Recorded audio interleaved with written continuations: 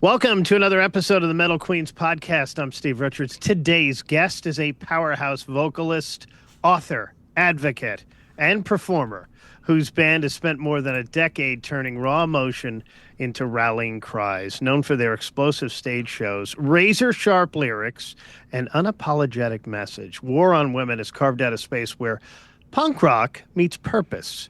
Their brand new album, Time Under Tension, is dropping on May 8th. It's on Smart Punk Records. The band continues to evolve their sound while staying rooted in the urgency and intensity that fans have come to love. And joining us today, the commanding voice behind it all, co-founder Shawna Potter. Welcome to the Metal Queens podcast. Thank you so much for having me. I'm afraid that I won't be able to live up to the metal and Metal Queen. So I hope it's okay that I'm more of a punk rocker at heart. Oh, we have punk rockers on here, hard rockers, Phew. and metal queen, and metal Okay. artists too. So Okay, cool. a bunch Cool, of different cool. genres, yes, under this umbrella. All right, so let's start with Time Under Tension. That title alone feels loaded with meaning. What does that phrase represent in your life right now, outside of music? Ooh, yeah. I mean, I feel like for the album, it represents just the state of the world politically. That and so that hasn't gone away Yeah. since we wrote it. And we've been, it takes a while to like finish a record and then wait for it to be released, and you're just kind of like in limbo during that time. And so we're finally getting to the release date, which is amazing. But it's not like that's gone away, that feeling, or things have gotten better since we recorded these songs. So it just feels like something's got to give. The tension is there. It's getting worse. The division is worse. Things are getting more and more extreme every day. And what's going to happen? We either do something to release this tension, or something's going to blow, you know? Yeah. If Time Under Tension were a documentary film instead of an album, what would the opening scene look like? Shit. Building off of what you just talked about. Yeah, I mean, it's funny. I'm going to an image that we actually thought about to maybe be the cover of the album, but like a balloon that's like right at the moment it's popping, where it's like it almost still has the shape, but it's like just letting go. So it would be like a bomb or something that's like that is like just barely making contact with something, and you see it's about to go, it's going to go. If you let the next frame hit, it would. But it's that moment right before. That's what this feels like to me. This album is that moment right before all hell breaks loose. So whatever that could be a million things, I guess, visually. Think back to the very first spark that led to this record. Was there a moment, a headline, a conversation that set everything in motion for it? That's a good question, because I actually can't remember what song came first, or if we had like a few at a time. But I think there was definitely a theme for me of having writer's block, feeling really stuck, and I've always been someone that didn't believe in writer's block, actually. And I would tell people, like, it's not writer's block. It just means you need to change what you're doing. Right. So if you've been trying to write and nothing's coming out, it means you need to have a research phase, or you need to just go take a walk, And so, or you need to edit. And I only know that because I've actually written a book, and it's hard, and it's really hard, and the words don't always pour out. And whenever I got stuck, I would just be like, okay, it's time to research, or it's time to edit, and then you get through it, and you still are productive.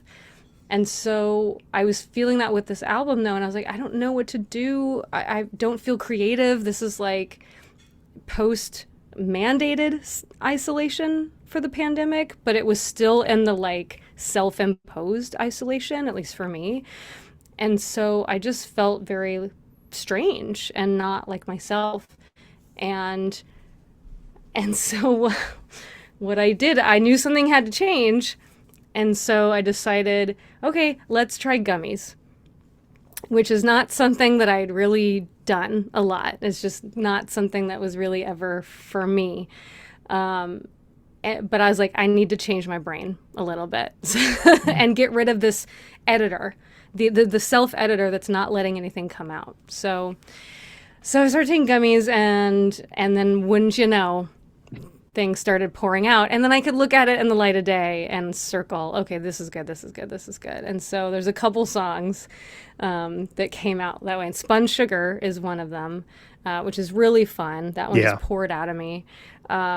And then there's a song that we wrote that's actually about that whole story I just said, called Shapes. It's about having writer's block and what I had to do to like change that, and what am I trying to get at. And I thought that was a really, if I'm gonna be stressed over writing lyrics, I should at least write a song about that. And that just worked out. That was nice. Spun Sugar, and one of my favorites on this new album, 11 tracks in all. I was going to ask you about that one, but another one I wanted to ask you about, another one of my favorites, Hunger Stones, the last track on the album, the big beast of a Yeah. track. Yeah.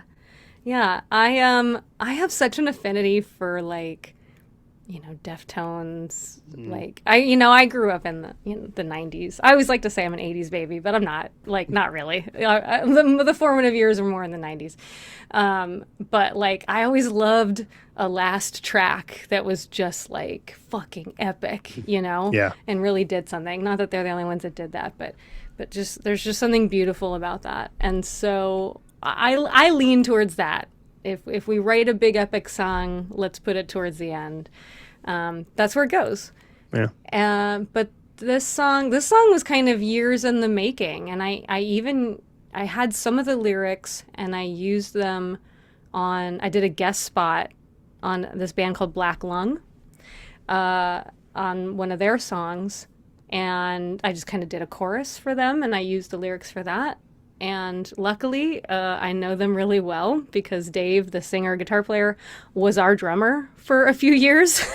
And I was like, well, I'm going to use these lyrics again. And he's like, well, fine. So I just expanded on the idea. And it's this real thing. Hunger Stones are a real thing, and you can look them up. I even made my own podcast episode about Hunger Stones to explain what they are and try to like get more ideas for the song.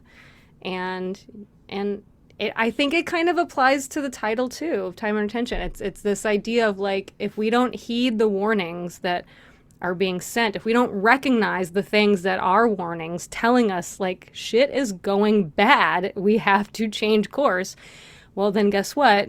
Shit's gonna go bad, and it's gonna be too late at some point. So that song is like almost begging people to wake up and listen, and it's a song of desperation for sure. Is there a song on this album or two that made you uncomfortable to write, not musically but emotionally? Well, where's my list of these songs? Maybe your questions are too good, and it's upsetting me. And so I'm gonna go and actually look at the track listing to make sure that I'm being accurate. Okay, so that made me uncomfortable emotionally. I will say the song Malevolence was a beast to finish. I feel like I wrote and rewrote the lyrics and changed the melody and changed how we were going to do it, like 5-10 times. Because I just was like, I don't know. Like, I think I know what I'm trying to say, but am I saying it? Like, is it actually coming out the way I want? And the thing it's about makes me angry, and I felt like maybe I'm too angry to put my thoughts together and get this across in the way that I want. So hopefully it comes across, but it's about, especially a couple of years ago, all these images of these like self-righteous, self-titled, like, we're like middle-aged dudes wearing camo pants going to City Hall with AK-47s trying to protect our town from nothing because nothing's happening. Maybe someone had a protest somewhere in favor of equal rights and you got pissed about it and you think you're a soldier and you're totally not. And it's like about the January 6th guys and like people thinking they're patriots and they're actually traitors and who gets to call themselves a patriot. And it's just a frustrating concept to me. So I don't know if I got it out or expressed it well. Maybe you can tell me or someone listening can tell me. So Malevolence was the tough one. Yeah, that was a tough one for me. That was like the last one to be finished lyrically because I just kept redoing it and eventually we're like, okay, well we gotta finish the record, so waiting on you. Shawna, I want to talk about your musical past and musical beginnings. Was Okay. music big in your house growing up? Come from a music family? Yeah. My mom always, she sings. She thinks she's a terrible singer. She can definitely hold a tune. She was always embarrassed to sing, but I know that she likes it and she loves music. And her brother, my uncle, played guitar, when he was growing up and still does. But they're too shy. That side of my family is too shy to like show anyone or do anything about it. But I was born the same year as MTV. And so my mom would put on MTV in the background and, she tells me this all the time that I was in my crib hanging out while she's doing dishes or laundry or something and I was just watching MTV and basically since birth those are my two big loves, music and television. So music was always on, especially pop music, and back then it was like holy crap, right? Madonna, Michael Jackson, Prince, George Michael, like just some of the best music ever written on the planet. And I was lucky enough to have a front seat from a very young age. So I always sang. I always like danced. I would like make up dances at recess and want to perform them for my friends and my family and sing. And I also did theater and sometimes musicals, but I just love to be on stage and be performing. And I think it didn't necessarily matter to me, especially when I was young, what I was doing as long as I was performing. I just wanted to have that connection to an audience, and get up there and do something. But when I discovered, like, oh, rock music exists and maybe I like it and maybe I want to play guitar and maybe I want a band, I did think it was very cool that I could get up on stage and sing my own words and not someone else's words that they wrote for me. Do you remember your first concert experience as a fan? As a fan, I remember my first concert experience not as a fan, which I think is funnier. My mom couldn't get a babysitter, and so she took me to see Linda Ronstadt, and I threw up for some reason because sometimes kids just throw up. And she was like, shit, we got to go. And we just left. And I know that she's still kind of like irked by that. And then I remember this really glorious period when I was in 9th grade where we had this like outdoor amphitheater in Nashville. I can't remember the name of it. I think I've played there now, like on Warped Tour or something. Like, I think I know it now, but, yeah, outdoor amphitheater, Nashville. And I saw Aerosmith and Janet Jackson and Lilith Fair. And it was just, I saw so many shows, like before I could drive. And that was always like so cool to me that I got to do that my mom was supportive of that and like loved it too, and it's something we could share, and that kind of led to her being really supportive of me playing music. Like she just always thought it was really cool, and she still does. War on Women are known for their wild live shows, not throwing up, but not yet. There's still yet. time. Can you tell us about a performance where something unexpected happened that turned into pure magic? Oh, that turned into magic. Um, Versus just me wanting to punch some guy or something. There's a couple of those too. Um, I mean, we played Riot Fest a couple years ago for, I think it was like the second time that we played it, so that's awesome to be asked back. And there was this just amazing, big, friendly, like circle. I guess it's a pit. It didn't seem violent in any way. It's like a dance circle pit. And it just seemed massive, because that's a big festival. There's a lot of people, a lot of space, a lot of field there. So just a huge thing happening. Someone's obviously in a dinosaur blow up costume, and someone has like a trans flag, and somehow that trans flag made it up to the stage.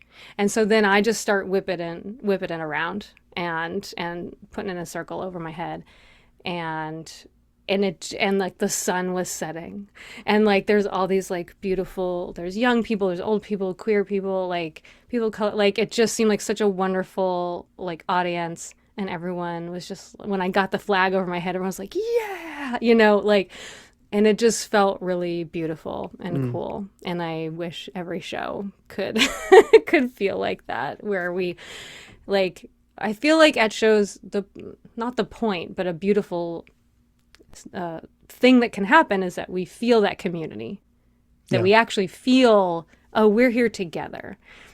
But sometimes we don't bother to feel that, and we go through the motions, and we're just at a show. And I do it too. Like where I live, I go to some club, I go to Autobar, and I go to a show, and I'm like, okay, great.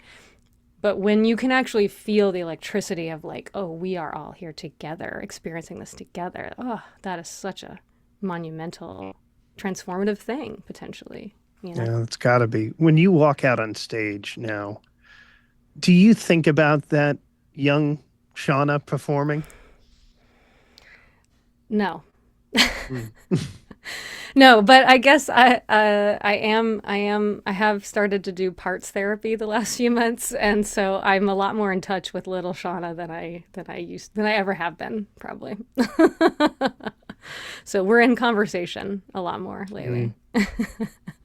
When you perform a song we were talking about one, Malevolence, that was difficult to write on the emotional side.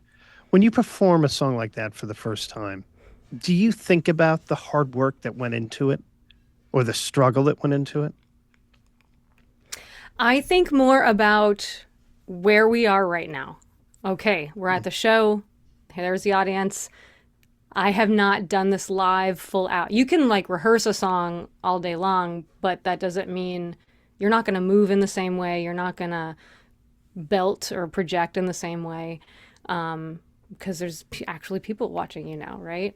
And so I always kind of wonder, like, I'm like, I wonder what my dance moves are going to be. Let's find out, because it's just very like intuitive and not meant to look like anything in particular.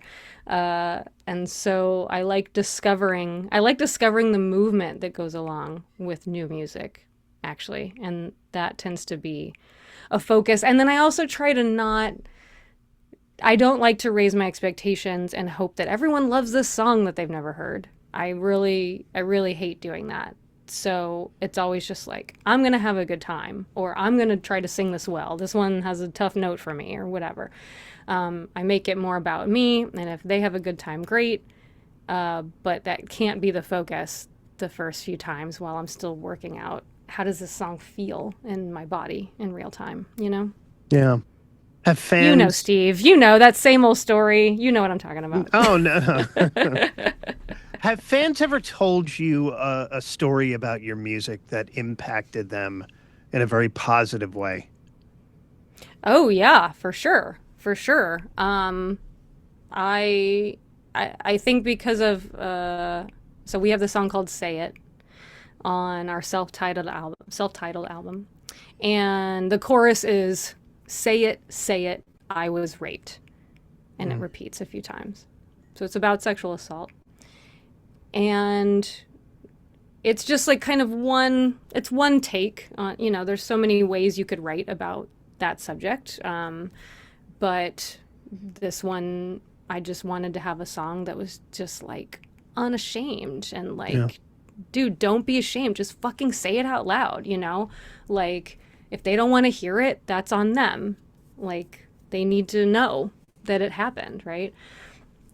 And so, what I get a lot because of that song is that we helped someone get through and process and heal from a sexual assault. We also have a song that, you know, on the surface, I mean, it's about like a toxic relationship, but it could be about intimate partner violence or an abusive relationship. And so I also get, you help me get out of a shitty relationship. Mm. Or help me after I got out and I didn't know what to do. And so that's big stuff, right? Yeah. Like, that's huge and not something that I set out to do. That was not a mission of starting this band. But damn, if that isn't just the most humbling, beautiful thing. And I feel so lucky and grateful to be in any kind of position like that, to not only have that impact, but then also have a chance to have people tell me sometimes. Like, I mean, it makes me emotional to think about. And Yeah. It so makes it all worthwhile, doesn't it? yeah, it's really quite something. So. Yeah. Your life outside music includes advocacy and education. How do those experiences show up in your songwriting without feeling forced? I mean, this band and my activism kind of started at the same time. Yeah. So it was clearly something that I was feeling compelled to do or think about or be involved in. And so I don't think of them fully separate anymore. I think I did because I was, you know, at first very much on the ground activist. I was an organizer. I ran an organization and tabled and marched and blah, blah, blah. And eventually, like, War on Women got big enough and I needed to have a job that paid me and like stuff like that, that I just didn't have time to be that kind of activist anymore.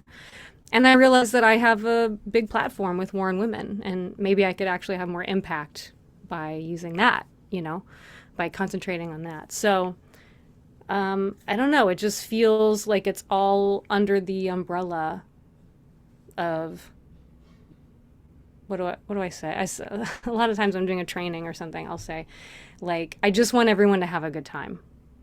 I want everyone to have equal access to a good time.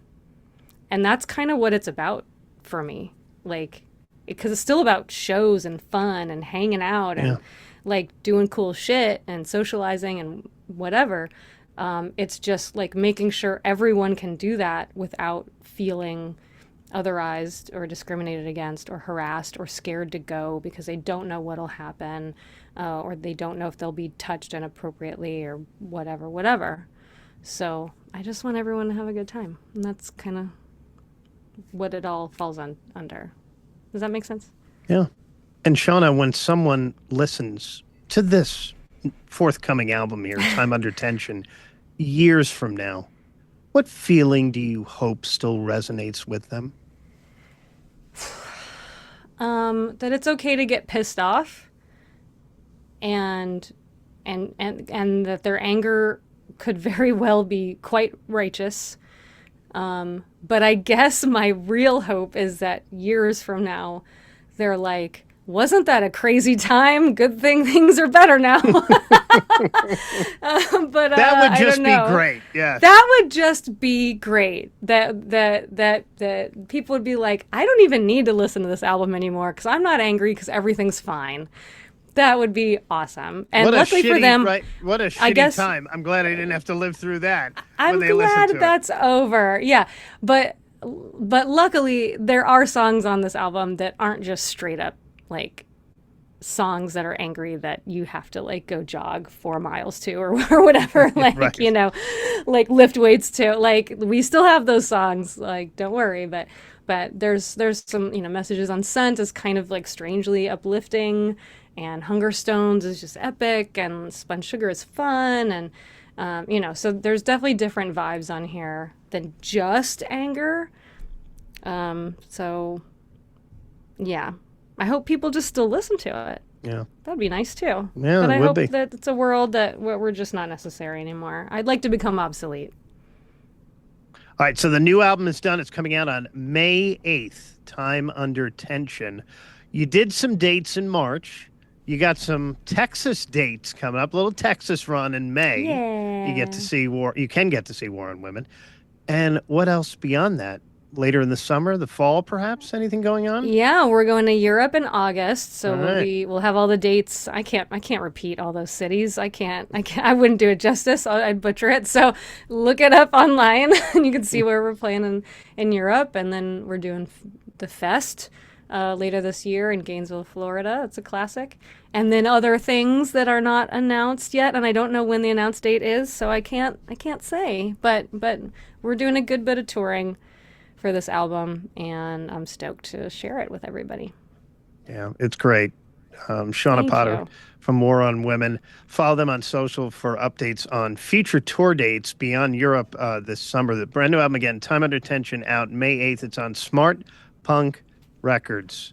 Shawna, thank you so much for joining me here on the Metal Queens podcast. Thank you, Steve. I appreciate it. Thanks for letting me yammer on a little bit. Thank you. You were great. And thank you for watching and for listening to the Metal Queens podcast. Like it, share it, subscribe to it wherever you get your podcasts. I'm Steve Richards. I will talk to you again next time.